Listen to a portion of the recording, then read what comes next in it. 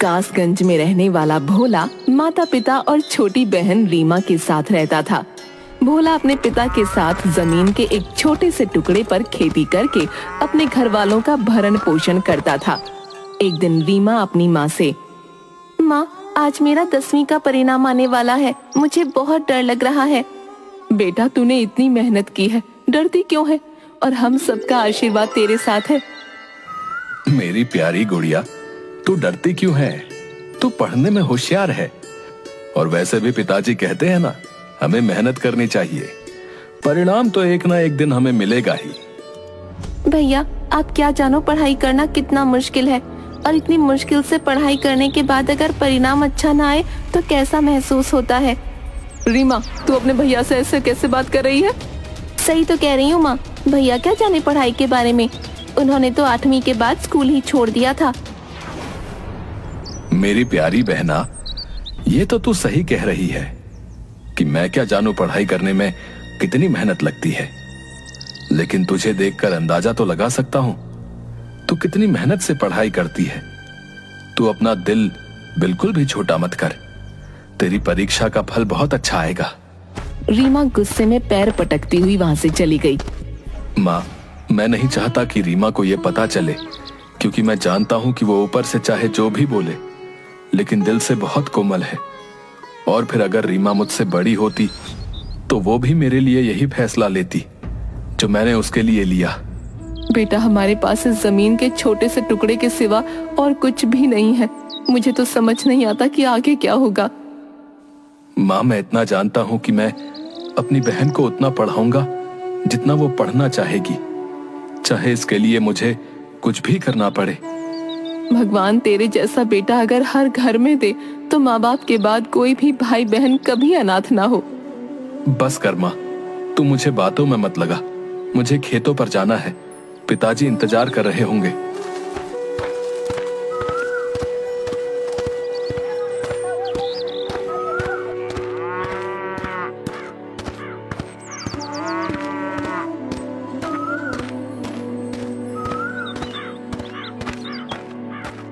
भोला के खेत के बीच सालों से एक पुराना वृक्ष था, जिस पर एक पत्थर का टुकड़ा था। पिताजी, माँ ने रोटी भेजी है, इसे खा लीजिए। बेटा, पहले तू हरिया के खेतों पर चला जा। उसकी पत्नी तुझे बुलाने आई थी, बोल रही थी हरिया के पेट में बहुत जोरों का दर्द हो रहा है। पिताजी, आप आराम कीजिए, तब तक मैं हरिया के खेतों पर जाकर आता हूँ। हरिया के खेतों पर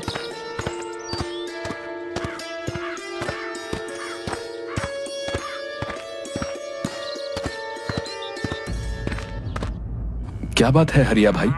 हाँ भोला, मेरे पेट में बहुत जोरों का दर्द हो रहा है और मैं साहूकार से हल घंटे के हिसाब से लाया था। अभी कुछ खेत में हल चलाना बाकी है और ये दर्द मुझे काम नहीं करने दे रहा। बस इतनी सी बात, मैं अभी आपका काम कर देता हूँ। भोला हरिया का खेत जल्दी से जोत देता है और अपने खेत पर वापस आ जाता है।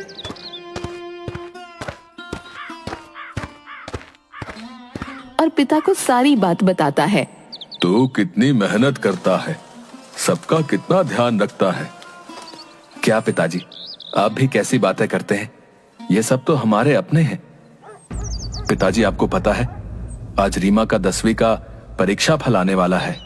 हाँ बेटा, परंतु अब हम रीमा को आगे नहीं पढ़ा पाएंगे, हमें उसकी पढ़ाई बंद करनी होगी। आप ऐसा क्यों बोल रहे हैं पिताजी? वो आगे पढ़ना चाहती है और वो पढ़ाई में कितनी होशियार भी है। बेटा, हमारी स्थिति तो तू जानता है, आगे की पढ़ाई का खर्चा ज्यादा है जो हमारे बस की बात नहीं है, और फिर आगे की पढ़ाई के लिए रीमा को शहर भेजना पड़ेगा। हम ये सब कैसे करेंगे? पिताजी, आप बिल्कुल फिक्र मत कीजिए, मैंने सब सोच लिया है और मैंने अपने गांव के मुखिया जी से बात भी कर ली है। अब क्या बात कर ली है तूने मुखिया जी से?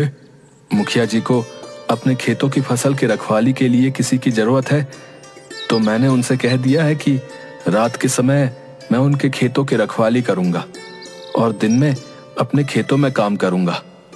उसके बदले वो मुझे कुछ पैसे दे देंगे जो रीमा की पढ़ाई में काम आएंगे। बेटा, तू इंसान है या देवता? पिताजी, आप ये कैसी बातें कर रहे हैं? पहले ही कितना मेहनत का काम होता है। ये जमीन भी ऐसी है कि इसको जोतने के लिए तुझे कितनी मेहनत करनी पड़ती है। हम यहाँ ना तो ट्रैक्टर चला सकते हैं और ना ही हल चला सकते हैं। आधा खेत तो तू कुदाल से जोतता है। फिर तू ये कह रहा है कि रात के समय तू मुखिया जी के खेतों की रखवाली करेगा। अरे सोएगा कब? ऐसे तो तू बीमार हो जाएगा। कुछ नहीं होता पिताजी, मेरी तो उम्र अभी मेहनत करने की है, इसलिए मुझे मेहनत करनी होगी। और आप फिक्र मत कीजिए पिताजी, आराम से बैठकर रोटी खाइए। मैं बचा हुआ काम जल्दी खत्म करता हूँ और फिर हम दोनों घर चलते हैं। रीमा का परीक्षा फल भी तो आना है। शाम को पिताजी, मेरा 10वीं का परीक्षा फल आ गया। मैं अच्छे अंकों से पास हुई हूँ। बहुत बहुत बधाई हो बेटा, हमें तुम पर पूरा विश्वास था। ये ले बेटा, मुंह मीठा कर, हमेशा ऐसे ही नाम रोशन कर। रीमा, बहुत बहुत बधाई हो, तुमने आज पिताजी का सपना सच कर दिया। वो हमेशा से यही चाहते थे। हाँ भैया, मुझे पता है पिताजी हमेशा से चाहते थे कि आप शहर जाकर पढ़ाई करें, लेकिन आपने तो ऐसा किया नहीं। और तो और 8वीं के बाद स्कूल जाना बंद कर दिया। इसलिए पिताजी का ये सपना मैं पूरा करूंगी और आगे की पढ़ाई के लिए शहर जाऊंगी। पिताजी, आप मुझे आगे की पढ़ाई के लिए शहर भेजेंगे ना? रीमा के पिता कुछ बोले उसके पहले ही, हाँ बहन, जरूर भेजेंगे। और आज ही पिताजी मुझसे कह रहे थे कि रीमा की परीक्षा का फल आ जाएगा तो हमें उसको आगे की पढ़ाई के लिए शहर भेजना होगा।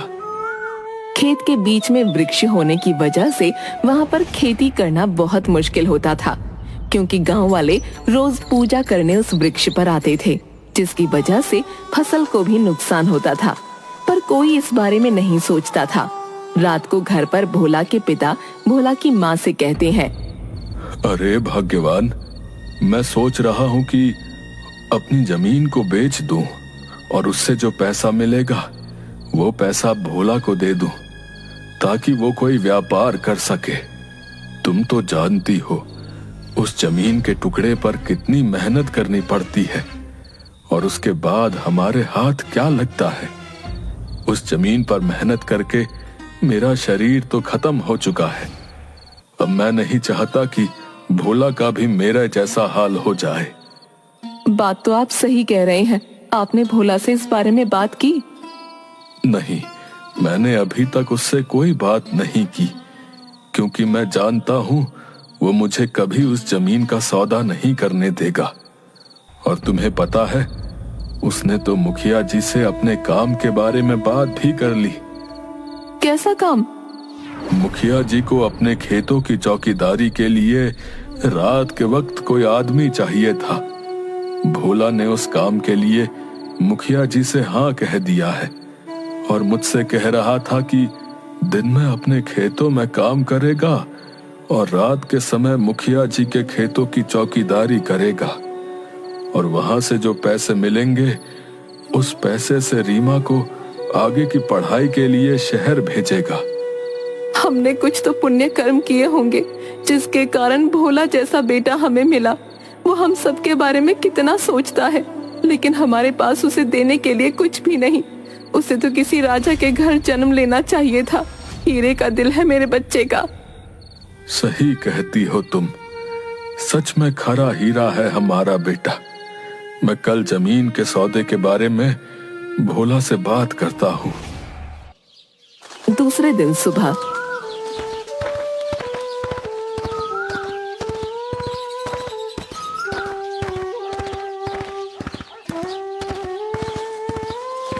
बेटा भोला, मैं सोच रहा हूँ कि इस खेत में इतनी मेहनत करके हमें मुट्ठी भर अनाज मिलता है। इससे अच्छा है कि मैं इस खेत का सौदा कर दूं। वैसे भी साहूकार ने कई बार खेत के दाम लगाने की बात की है। पिताजी, आपने आज तो खेत के सौदे की बात कर दी, दोबारा मत कीजिएगा, क्योंकि मैं जानता हूं ये खेत दादाजी की आखिरी निशानी है आपके पास। हमारे ताऊ जी ने सब कुछ तो धोखे से बेच दिया, सिर्फ यही बचा है। अब आप इसे बेचने की बात कर रहे हैं? मेरे जीते जी ऐसा कभी नहीं होगा। भोला अपने दादाजी से बहुत प्यार करता था। उसे जब कोई परेशानी होती तो वो अपने खेतों के बीच उस वृक्ष के नीचे जाकर बैठ जाता और वृक्ष से बातें करता, क्योंकि जब वो छोटा था तो उसके दादाजी पूरी दोपहर उस वृक्ष के नीचे भोला के साथ खेलते। भोला वृक्ष के नीचे जाता है। दादाजी, मैं जानता हूं पिताजी ने आज जो बात कही है वो किस परिस्थिति में कही है, लेकिन मैं आपसे वादा करता हूं कि मैं ऐसा कभी नहीं होने दूंगा। इस खेत से मुझे आपकी खुशबू आती है, ऐसा लगता है कि आप यहीं पर हैं। परंतु आज मुझे एक और बात महसूस हुई कि शायद पिताजी को ऐसा लगने लगा है कि मैं उनकी जिम्मेदारियां पूरी नहीं कर पा रहा हूं। दादाजी, मैं कोशिश तो कर रहा हूं, लेकिन क्या करूं, कोई रास्ता समझ नहीं आता। अगर आप आज मेरे पास होते तो मुझे जरूर कोई रास्ता बताते। तभी एक आवाज आती है, भोला, बेटा भोला। कौन है? कौन है? मैं हूं बेटा, क्या तुमने मुझे नहीं पहचाना? आप कौन हैं और आप मुझे नजर क्यों नहीं आ रहे? मैं वृक्ष हूं। वृक्ष? आप बोल सकते हैं? ये कैसे हो सकता है? हाँ बेटा, मैं बोल सकता हूं और सब कुछ सुन भी सकता हूं। मैंने तुम्हारी सारी बातें सुन ली और बचपन से तुम्हें देखता आया हूं। मैंने तो तुम्हारे दादा का भी बचपन देखा है। क्या आप सच कह रहे हैं? हाँ बेटा, मैं सालों से यहां पर हूं। परंतु आप बोल कैसे सकते हैं? आप तो एक वृक्ष हैं। बेटा, मैं एक शापित ऋषि हूं। श्रापित ऋषि? मैं कुछ समझा नहीं। अगर आप ऋषि हैं तो आप वृक्ष कैसे बन गए? और इतने सालों से आप चुप क्यों थे? 100 साल पहले मैं ऐसी जगह पर अपनी कुटिया बनाकर तपस्या कर रहा था। तपस्या करते करते मुझे लगभग 20 साल हो चुके थे। मेरी तपस्या के फल का समय निकट आ रहा था। तभी एक दिन एक राक्षस ने धोखे से मुझे जल में मदिरा मिलाकर पिला दी और मैं बह गया, जिसके परिणाम स्वरूप मैंने अपनी तपोभूमि पर एक स्त्री के साथ संबंध बनाया, जिसके परिणाम स्वरूप मेरी पत्नी ने मुझे श्राप दे दिया और मैं एक वृक्ष के रूप में यहां पर स्थिर हो गया। आपने पहले कभी ये बातें किसी से कही हैं? नहीं बेटा, मैंने आज तक ये बातें किसी से नहीं कही। तो आज मुझसे क्यों कह रहे हैं? मैं आपकी क्या मदद कर सकता हूं? तुमने तो मेरी मदद कर दी है। वो कैसे? आज मुझे शापित हुए पूरे 100 वर्ष हो गए हैं। मुझे ये श्राप 100 वर्षों के लिए मिला था और इस श्राप से मुक्ति के लिए एक ऐसे व्यक्ति को ढूंढना था जो हृदय से नेक हो और उसने कभी किसी के साथ बुरा ना किया हो। फिर आपको वो व्यक्ति मिला? वो व्यक्ति तुम ही हो और अब तुम मुझे इस श्राप से मुक्त कर सकते हो। वो कैसे? मुझे अपने हाथों से थोड़ा सा गंगा जल पिला दो। मैं अभी लेकर आता हूं गंगा जल। भोला गंगा जल लेकर आता है और वृक्ष के चारों तरफ जल डाल देता है। गंगा जल पड़ते ही वो वृक्ष एक ऋषि के रूप में बदल जाता है। तुम्हारा बहुत बहुत धन्यवाद। आज तुमने मुझे श्राप से मुक्त कर दिया। मैंने तो वही किया जो आपने मुझे करने को कहा। मैं तुम्हारी इस दयालुता के लिए तुम्हें कुछ देना चाहता हूं। मुझे कुछ नहीं चाहिए। मैंने जो 20 वर्ष तपस्या की थी, उस तपस्या का आधा फल मैं तुम्हारे इस खेत में डाल देता हूं। ऋषि भोला के खेत में घूमने लगते हैं और उनके शरीर से अलग अलग रंगों की किरणें निकलकर उस खेत में प्रवेश करने लगती हैं। बेटा भोला, अब तुम्हारा यह खेत कोई मामूली खेत नहीं है। अब इस खेत में जादुई फसल होगी। जादुई फसल? हाँ, इस खेत में तुम्हें अलग अलग तरह के फलों के वृक्ष लगाने होंगे और उन वृक्षों पर जो फल आएंगे वो फल कभी खत्म नहीं होंगे। परंतु तुमने अगर अपना व्यवहार बदला तो वो वृक्ष सदा के लिए फलों से रहित हो जाएंगे। भोला ऋषि को प्रणाम करने के लिए झुकता है और ऋषि वहाँ से गायब हो जाते हैं। भोला घर जाकर पिता और माँ से सारी बातें बताता है।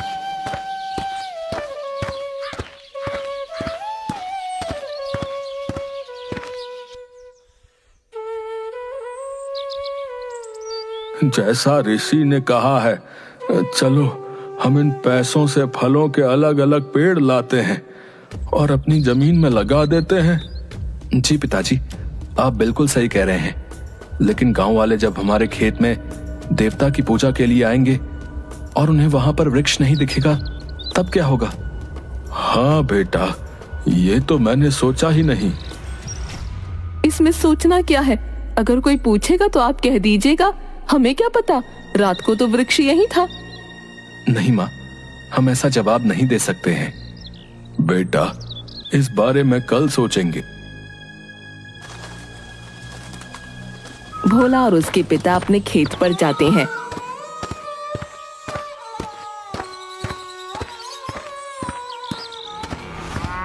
और उनकी आंखें खुली की खुली रह जाती हैं।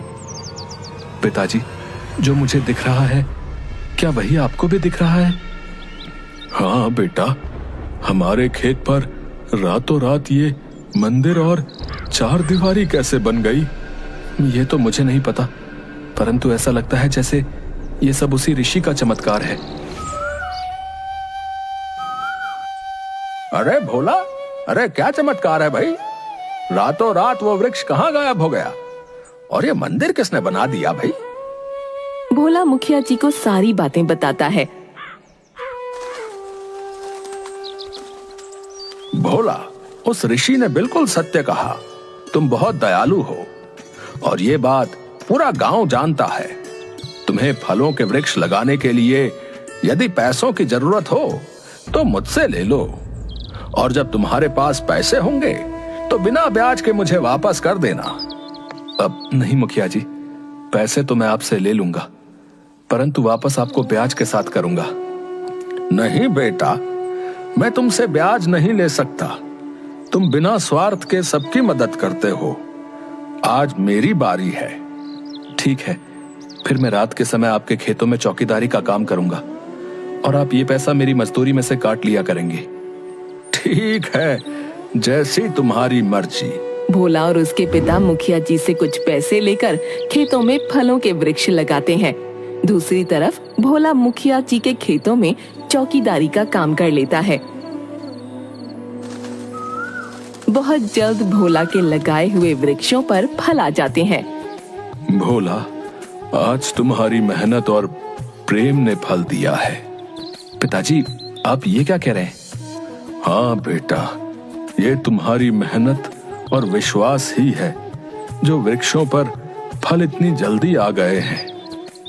भोला आम के वृक्ष से 2 आम तोड़ता है और जमीन पर बने मंदिर में भगवान को भोग लगाता है। दूसरे दिन सुबह।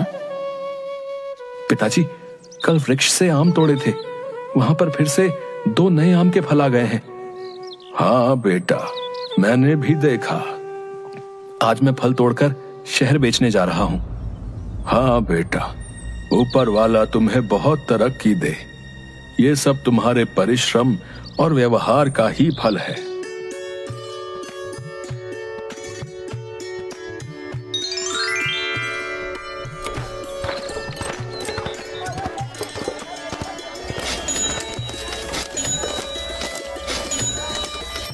माँ, पिताजी, हमारे फल शहर में हाथों हाथ बिक गए और ये देखिए कितने पैसे भी मिले। दूसरे दिन शाम को। बेटा, तुम्हारी मेहनत देखकर भगवान ने हमारी किस्मत बदल दी। भोला रोज फल बेचकर अच्छे पैसे कमाता और उसके घर की स्थिति बहुत अच्छी हो गई। अब तुम जितना पढ़ना चाहती हो उतना पढ़ो। हमें पैसों की वजह से तुम्हारी पढ़ाई बंद करने की कोई जरूरत नहीं है। भैया मुझे माफ कर दीजिए, मैं नहीं जानती थी कि आपने पढ़ाई क्यों छोड़ी और मैंने हमेशा आपके साथ कितना बुरा व्यवहार किया। अरे पगली, तू तो मेरी छोटी बहन है। अगर तू मेरी बड़ी बहन होती तो तू भी ऐसा ही करती मेरे लिए। लेकिन अब पुरानी सारी बातें भूल जा और सिर्फ अपनी पढ़ाई पर ध्यान दे। भोला ने मेहनत करना बंद नहीं किया। रात के समय मुखिया जी के खेतों में चौकीदारी का काम भी करता और अपना बगीचा भी देखा करता। साथ ही फल बेचने शहर भी जाता।